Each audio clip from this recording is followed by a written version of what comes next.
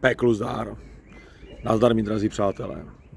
Tady je Paramba a chtěl bych vám přiblížit pár informací o našem festivalu, který proběhne v nejkrásnějším městě v republiky v Brně 1.6.2024.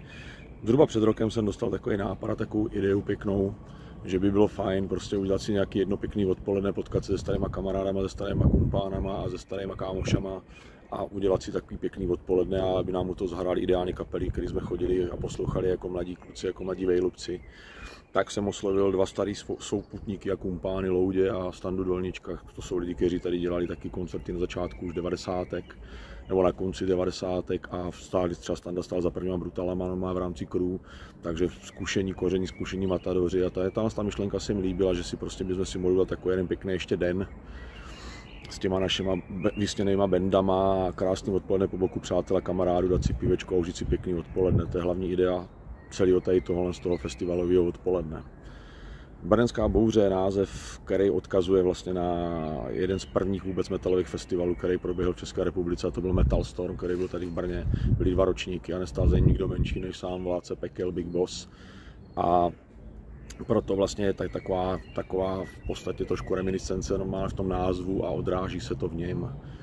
Oslovili jsme 8 kapel, protože víc bohužel časově tam není možné, aby jsme se tam vlezli, a pozbírali jsme podle nás jedno z toho nejlepších, co jsme mohli dát dohromady. Jediným kritériem bylo, že to muselo být kapely, které už hrály v 90. Takže bohužel tento festival není úplně pro mladý začínající kapely, což na jednu stranu je škoda, na druhou stranu my jsme staří blbci, děláme si to sami hlavně pro sebe a pro svou radost a chceme tam mít starý kamarády a ty známý ksichty a vidět okolo sebe.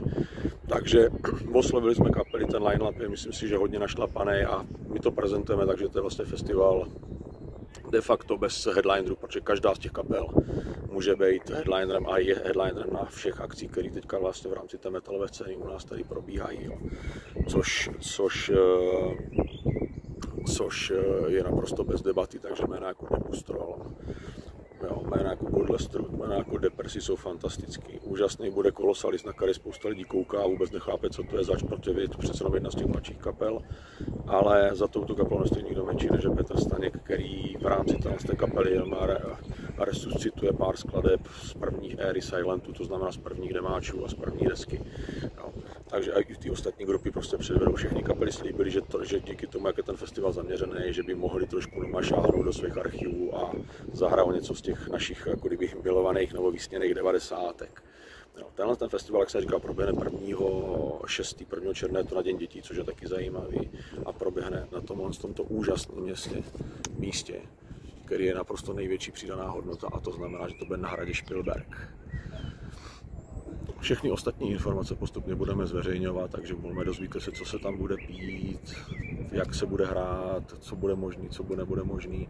Každopádně už v tuto chvíli se dají koupit předprodej lístky na SMS tikety, které jsou za nějaké lepší peníze, takže kdo bude chtít normálně trochu ušetřit, může, tam to nám jde všechno, kdo ne, tak dostane lístek za 666 Kč přímo na místě. Takže budeme se na vás 1. těšit a mějte se tím. Peklu zdár.